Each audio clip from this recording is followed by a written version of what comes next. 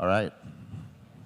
Thank you, thank you. Up next, without further ado, we have a full panel. This one's big. Brace for Impact.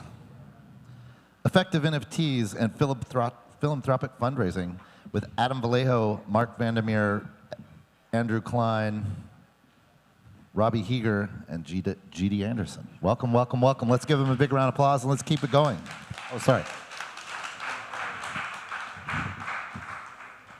Thank you, everyone, for having us. I know you're about to go and sit through another philanthropic panel, and we all came here to make money, so giving it away is a bit of an oxymoron to everyone, but that's all right. We're going to have some fun doing it. So I want to just start by saying that this panel that you're about to hear from, we're going to do some introductions, but every single person here is doing an incredible job at changing the face of giving through Web3. So whether that's facilitating donations in a certain way, receiving donations, any of the above, it's all being done differently by someone on this stage.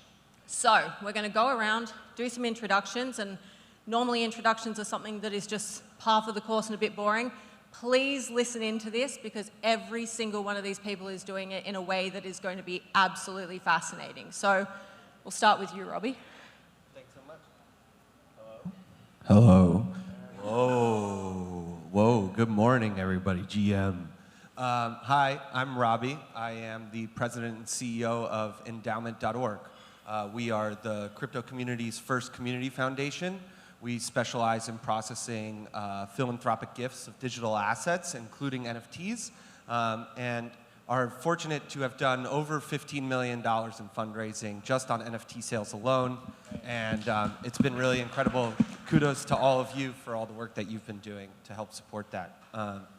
We work primarily with NFT platforms and NFT artists to allow them to create a donor-advised fund or a community field of interest fund that they can take the proceeds of a mint or of secondary sales, deposit those proceeds as ETH into one of our funds, and then we liquidate it into dollars and let them choose from any of the nation's 1.5 million nonprofits to give away as grant recommendations.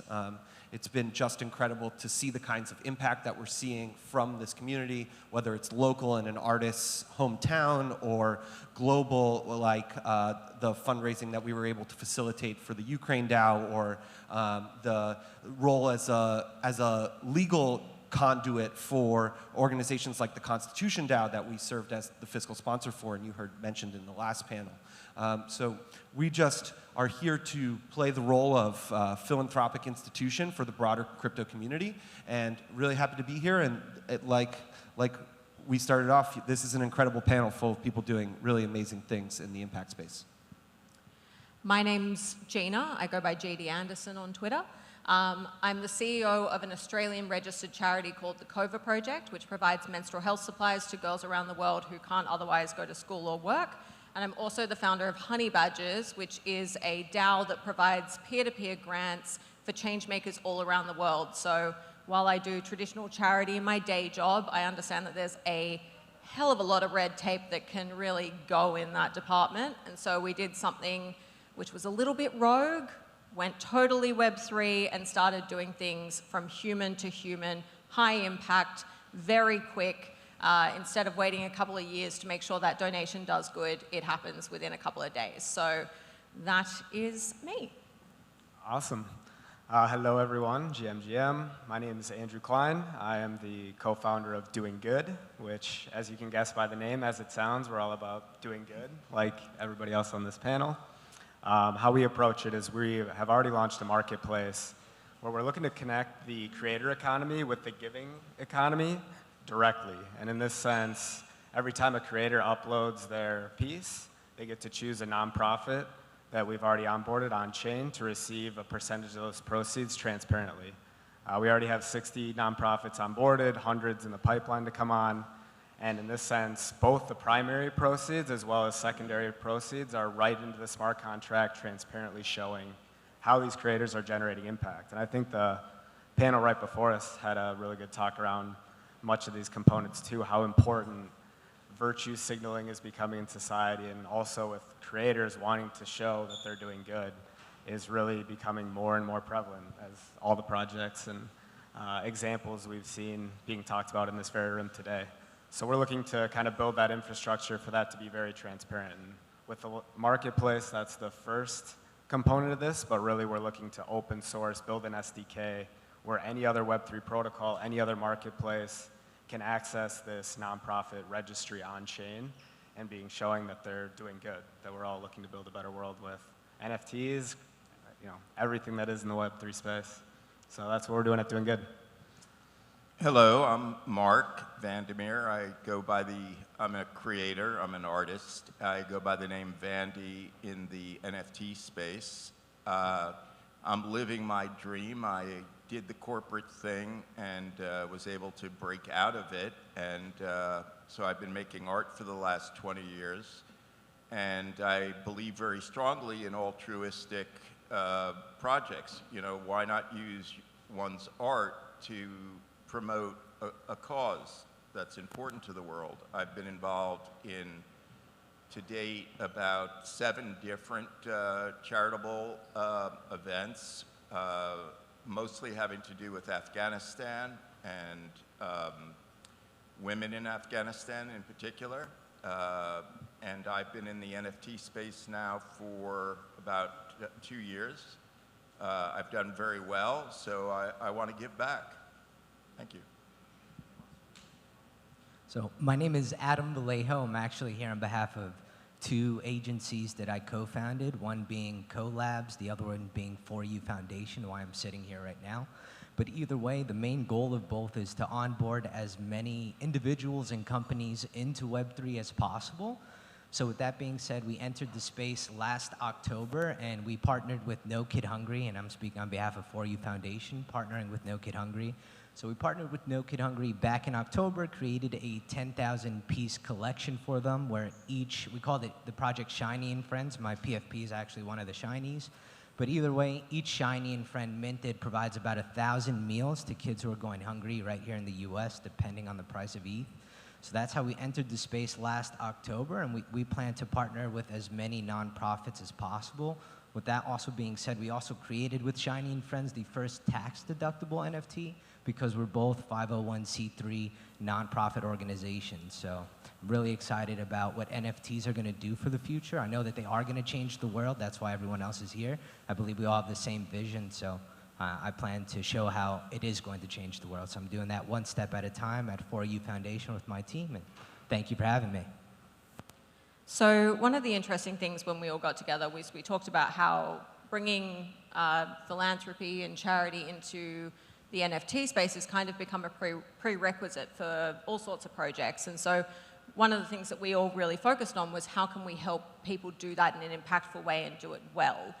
So I would love to hear from everyone kind of thoughts about onboarding charities and why your particular model is something that's really kind of pushing that forward. Well, I'd love to take that one. And the reason I love NFTs and Web3, and it's because everything is completely transparent. So with that being said, at For You Foundation, we want to set the standard of how NFTs for nonprofit should go. So with that being said, in our contract, 75% of all mint fees go directly to No Kid Hungry's wallet, and that really can't be said when you make a donation to anywhere else, where you're paying into some foundation and you're just donating some money. There's nothing being verified. There's nothing being tracked. With Web3, everything's verified. Everything can be tracked. So that's why I really just love Web3 and why I believe that all nonprofits really should take advantage of it. Yeah, and I think I'd add to that, at least from our experience working with nonprofits, you really do get a spectrum where there are many that are very much, very excited by the technology, seeing the major opportunities with funds available, and the space itself is very interested in showing and giving back, where that's enough of a hurdle for the nonprofit to go the extra mile to understand the technology and really go that far. But if we're honest, I think it was talked about earlier today too, many nonprofits just aren't ready for that. Their expertise is doing the impact itself, is boots on the ground and actually delivering the impact. So adding any extra time to learn and to get comfortable with this new technology, especially for also honest, my first impressions about crypto were a lot of negativity. You know, I think most of us first heard about crypto in regards to money laundering or basically all the negative things. Killing the environment. Killing the environment. So it is a major hurdle, and you know what we see in media. Usually, the negative publicity grabs headlines and grabs attention. So it's really it is an effort. There is a lot of education that goes into a nonprofit being comfortable, and I think that's where what I've seen, at least in most of the Web3 projects, it's almost like a collective effort that all of the projects are like working together to like educate the space around, you know, really what is great about the technology and how there is so much more than what their first impressions are. And once you get over that educational kind of hurdle, then it's great for everybody involved. It's providing slightly different solutions to the same overarching goal that we all have, and that's to generate impact, which requires funds to get that. And that's kind of what the technology empowers. You know, just to give the audience a window into the work that Andrew and I do every day, our two companies have worked very closely together in trying to make it as easy as possible for nonprofits to be able to take what they raise, whether it's on Doing Good, on any other NFT platform, bring it into their bank account, and be able to do that without passing new board policies, without passing new gift acceptance policies. Oftentimes what we see with the 500+ organizations that we've onboarded already is that this is their first interaction with crypto, that they're coming into the room knowing basically nothing about how the technology works. They have what they've digested from media, they have what they've taken in from the outside world, but they haven't really been able to contextualize what that means for them and their board of directors and for their program. And so we spend a lot of time abstracting away a lot of the crypto. We take in people's bank accounts as they are, and we use programmatic wire services from Circle Pay in order to be able to turn what are stable coins, a concept that most nonprofits have no idea about how it works or how it's secured or why does it like mean that this digital dollar is $1, right? So we do all of this work to abstract that away to give them an experience where the first time that they're interacting with an NFT, there's not all this price risk concern. There's not all this new technology that they need to adopt. It's just that they need to lend their mission, their values, their cause to the credibility and technology stack of the NFT project in question. And so the way that we think about adoption at Endowment is really to be that step zero for nonprofits, be that first experience where they don't have to do anything special in order to accept this NFT-based fundraiser, while we take on the infrastructure burden of providing a paper trail for how that donation got processed, showcasing through the blockchain the transparency that Adam was talking about, the ability to say, you know, you can follow this dollar from mint through to a fund or through to an organization's contract address and then out to their bank account through a Circle wire. And I think that's proving to be enough of a bite for now, right? We will get up that ladder towards crypto, you know, like nativity for all nonprofits, but we have to start somewhere. And we have to give them a positive first experience that doesn't require their board to convene or for us to speak with their, you know, CFO, for them to pass new policies about how to accept gifts or about what investments they're allowed to be in, whether they can self-custody a wallet. None of that is even on the table until they have a positive fundraising experience in the first place. And so the way we think about adoption is abstracting that away, making it look like a grant from any other 501c3. And then we explain to them the benefit of the technology. We encourage them to think about how they can build NFT programs that, you know, fold in their program, like with No Kid Hungry, where you have like this sort of metric connection to one NFT equals this amount of impact. And, you know, those are things that come further down the line once they have a concept of like, yes, I'm actually going to receive dollars here, and no, I don't need to escalate this to my board and make a big stink about it before we've actually raised a single dollar.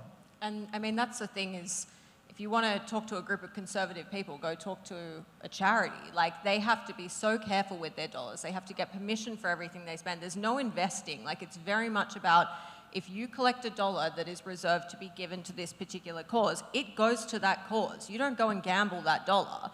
And so trying to convince a charity to get into crypto is a really big deal, and you guys are facilitating that because you take away the risk factor. And as somebody who had to convince my board to get onto the blockchain, and they were all under 30, they all said, Gina, you can go jump off a cliff. And I was like, okay, great, amazing.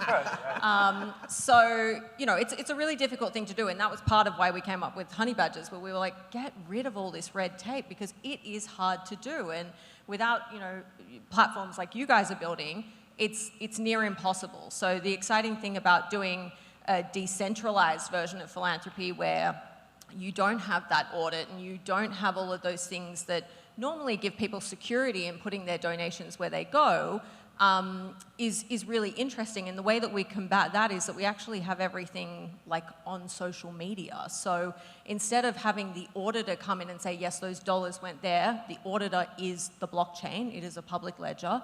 And instead of having to have annual reports coming out saying, yes, those dollars went there, you've got the recipient of the donation on Twitter building an art center in a refugee settlement in front of our very eyes, jumping on Twitter Spaces, talking about how that's going. Those are the types of things that I think are the future if you're looking at this peer-to-peer model.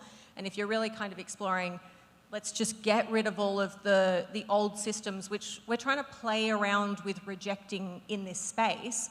Let's go and have fun doing that.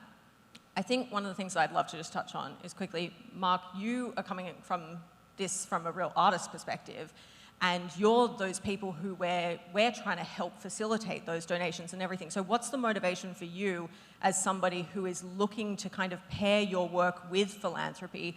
And can you give us an example of something that you've done? Yeah, on August 15th, there was a vacuum created in Afghanistan, and as many of you know, the power of Clubhouse, especially back then, I was in a group, a room, and Nahid Shalami, who is an Afghani woman and who has an organization called Stand Up for Unity, came into a room for a group, which is the largest group in Clubhouse, called NFT Tips. And she was in tears. And the reason she was so upset was that the vacuum, when the United States just pulled out of Afghanistan, it left a lot of people, you know, especially women, the LBJ community, interpreters, especially students, you know, there was nobody to look after them. And so we mobilized a group of artists, and within a month, we created NFTs. We mobilized over 60 artists who brought their work. We had a very successful series of auctions, and out of that, Leave Our Girls Alone came, No Soldier Left Behind came in, to create a follow-up charity for interpreters who had been left there.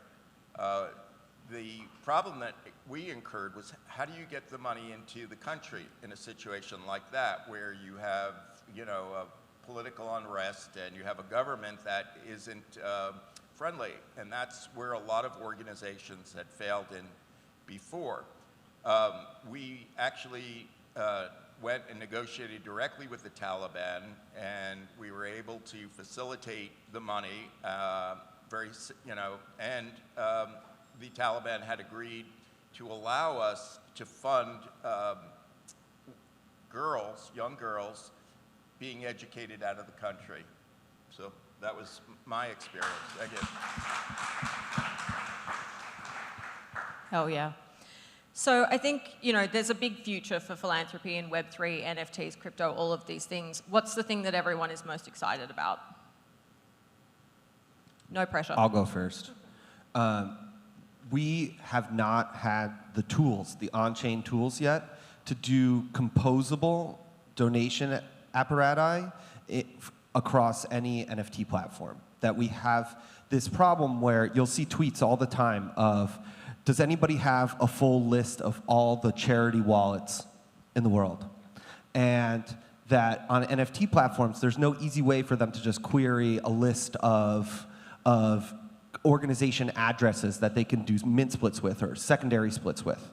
And one of the things that we're working on in Endowment that we'll roll out this year is a publicly queryable subgraph of all of the endowment smart contract addresses with the associated metadata for those nonprofits. And so they'll effectively be contract addresses that anybody can use in any smart contract and know verifiably that it's going to wind up in that nonprofit's bank account in the way that they want it delivered through endowment as that, steward for the philanthropic activity. And I think that's a huge game changer for NFT platforms and for developers alike to just get really creative on how they ultimately land assets into that contract address. Like, we can't even dream of all the different ways that we could possibly be generating revenue for nonprofits. And as we saw 2 panels ago, that there's real benefits of being economically aligned with some of these resale mechanisms or other financial primitives that are out there for the creators in the NFT space. And so for us to be able to provide a subgraph that just gets the last mile of the donation taken care of in a way where developers don't even have to worry about that part of the puzzle anymore, that's the thing I'm most excited for, because it just opens up the cornucopia of experimentation that so many people have been itching for. Yeah, I mean, that's what I think is fun about Web3 is you've got this weird group of people who are from the conservative kind of philanthropic side of things, but they're also in crypto, which makes them sociopaths. So it's a real mix of people, and I think therein lies innovation. And so I really encourage everybody to watch this space, keep an eye on decentralized philanthropy, keep an eye on everything that's being built by the people on this stage, because I really think that what we're going to see over the next couple of years is these very thoughtful sociopaths building things that are actually going to change the entire landscape of this stuff. So check out Honey Badgers. Thanks. So well said. I would second, third, that piece being super exciting to me as well, this idea of having all of the nonprofits, social causes on chain and having that last mile delivery of funds directly to them open and modular for anybody to plug into. That's a goal of ours as well, to be contributing to that vision.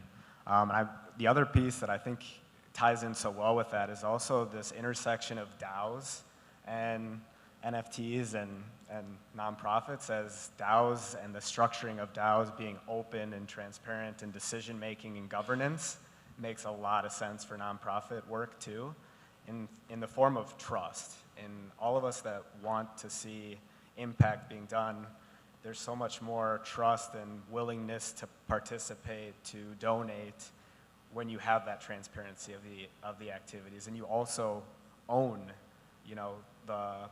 the work or the results that are being delivered by the nonprofit itself. So when you are able to open up and to centralize the governance, the decision making, and in sense the ownership of this ecosystem as well, I think that's where it's incredibly powerful. And you leverage the technology with the governance and with the ownership, and that's what Web3 is all about, giving ownership to this as well.